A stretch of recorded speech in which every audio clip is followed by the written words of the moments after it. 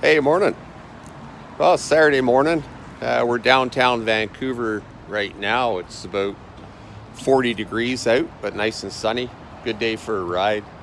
Um, Came out, got a haircut, got some massage therapy on my neck. Still having problems with that from the accident when I was rear-ended. And today I'm going to head down to the border and check it out. It's about an hour ride to get down there. Um, it's still closed to cars, but just check it out and see what's going on. So unfortunately, I can't film the ride going down there, but I'll do some shots when I'm down there and that sort of thing. So that's what this is about. Here now, pretty dismal sight. There's cars coming across, coming north into Canada. If you're a Canadian and you're in the US, you're allowed to come back into Canada. But you have to quarantine for 14 days. So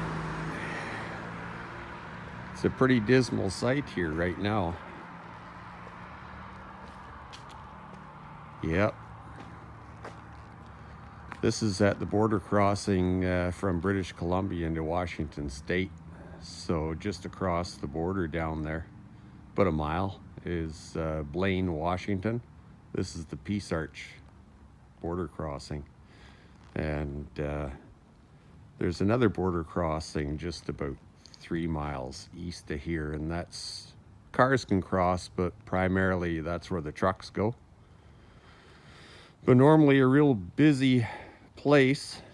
And of course, from Blaine, that's the I-5 straight down the west coast all the way to Mexico. Yeah. More importantly, about 2 hours down the road is the love of my life that I haven't seen since February. So this is pretty nasty. From what I understand, you can fly into the US and back into Canada. At the airport, they'll actually check your temperature. And if you're okay, then you don't need to quarantine. But otherwise, if you come in from outside of Canada into Canada, you have to quarantine for 14 days. So, mostly unrealistic for most people. Anyway, this place is usually lined up for 2 miles back. Sad sight.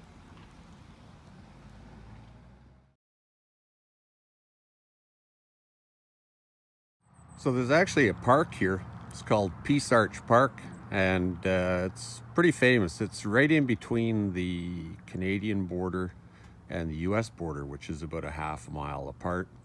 It's kind of a no man's land. You can go into that park and you can meet with people from the US, or like both sides. So Canadians can go into that park, Americans can go into that park walking only.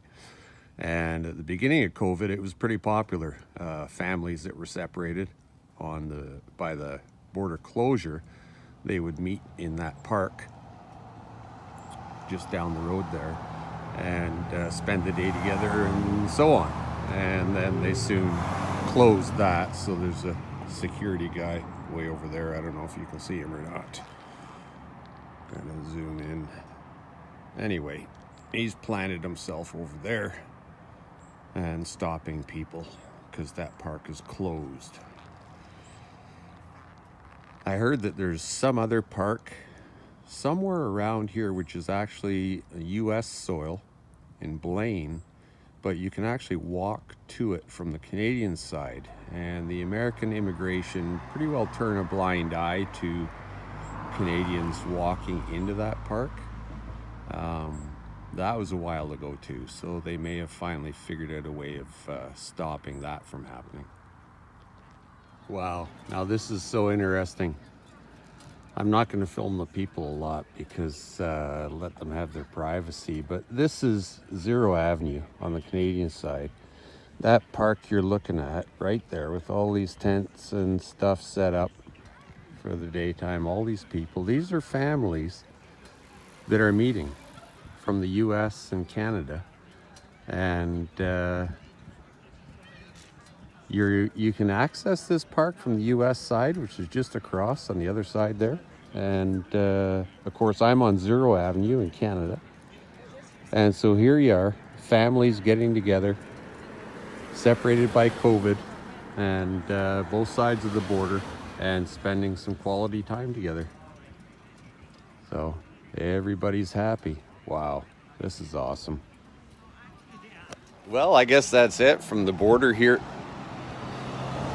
I was just talking to someone that's she's waiting for her mother actually to come up out of the US, but yeah, when her mom comes over here, then she's got to quarantine for 14 days. So that's the only way you can do it. If you're coming into Canada from the US, you have to do that 14-day quarantine. Anyway, until the next time, take care.